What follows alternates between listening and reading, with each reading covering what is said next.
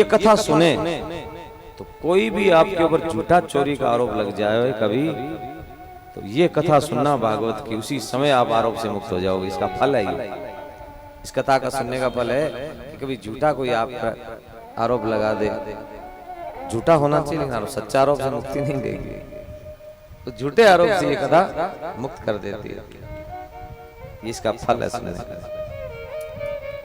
भगवान ने जामवंत को लेके आए और सत्राजित के सामने कहा, ये मणि सत्राजित जामवंत जी के पास थी, तुमने मेरे प्यारों को लगाया, कृष्ण ने चुरा ली, तुम्हारा भाई को सिंह ने मारा, ये प्रमाणित हो गया। जामवंत जी ने कहा, महाराज मेरी बेटी है जामवती, उसको आपको दूंगा और दहेज में ये मणि दूंगा।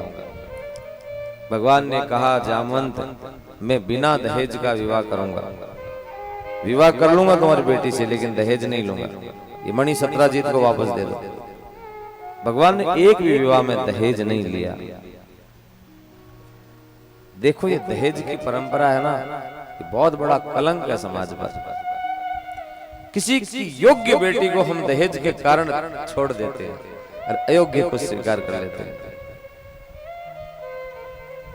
दुल्हन ही दहेज है, समाज शिक्षित हो गया है। बाप अपनी इच्छा से बेटी को दे, वो स्वीकार कर लेना चाहिए।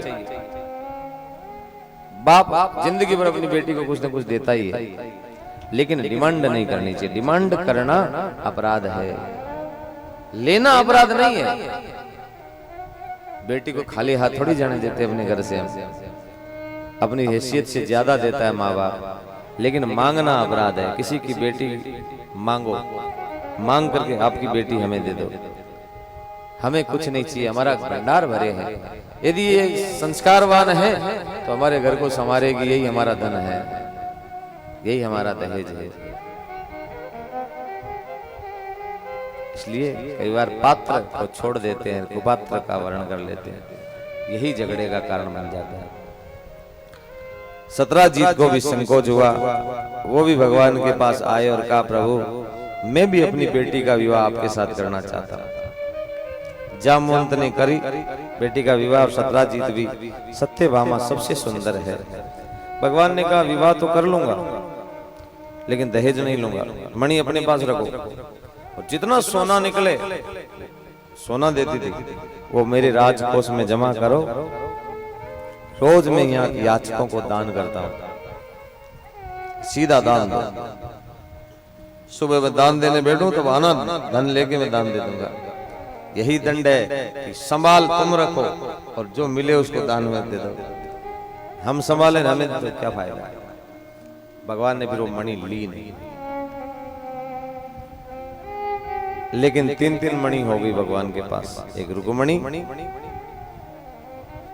रुक्मणी मणि है ना, एक जामवती और एक सत्यभामा। आप गिनते रहना। देखो आज तक मैंने कथा सुनाई, आप लोगों को कोई तकलीफ नहीं दी। ये पंखे चल रहे हैं ना, क्या बंद है? चल गए, ठीक है। कूलर भी चल रहे हैं, ठंडी हवा में बैठे हो, मौज कर रहे हो।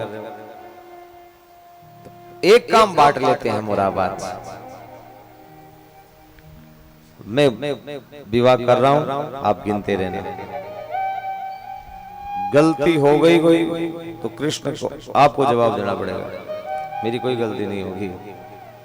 गिनने में तो है ना, आप होशियार है ना, नहीं तो मोबाइल निकाल लो, कैलकुलेटर, फटफट फटफट। अगला विवाह भगवान का कालिंदी के साथ। यमुना तपस्या कर रही थी, भगवान अर्जुन को लेके गए। अर्जुन ने पूछा, देवी जी आप क्या मांग तपस्या से पाना चाहती हो? कि कृष्ण को पति रूप में। भगवान अर्जुन ने कहा, अच्छा, तभी वो देखो बारात लेके आ गए। कालिंदी यमुना जो आपके बगल में बह रही है। यमुना बहे दूध की धारा, मूर्ख जाने पानी, यमुना केशव की पटरानी। ये सूर्य तनया है, यमराज और शनिदेव इनके भाई है। सूर्य पुत्री है, कालिंदी नाम है इनका। हर तीर्थ का एक अधिपति देवता होता है, जल के रूप में यमुना बह रही है। ये तो श्राप लगा राधा रानी का। बाद में राधा रानी वरदान भी देती कि तुम्हारे तट पे आके मैं लीला करूंगी। शिव पुराण में कथा सुनाऊंगा मैं हरिद्वार में। शिवपुराण विस्तार से कथा है कि राधा रानी का यमुना को क्यों श्राप लगा। एक भगवान का सखा है सुदाम, उसको भी श्राप लगा, शंखचूड़ नाम का दैत्य बना। फिर राधा रानी को भी श्राप दिया उसने कि 100 वर्षों तक कृष्ण, तुम एक साधारण गोप की बेटी बन के जन्मोगी धरती पर, हे राधे, और 100 वर्षों का वियोग हो जाएगा कृष्ण से। मथुरा गए, 2 दिन का कह के 100 वर्ष तक नहीं आए, रोती रही राधा 100 वर्षों तक। एक बार तो राधा बन कर देखो मेरे सांवरिया,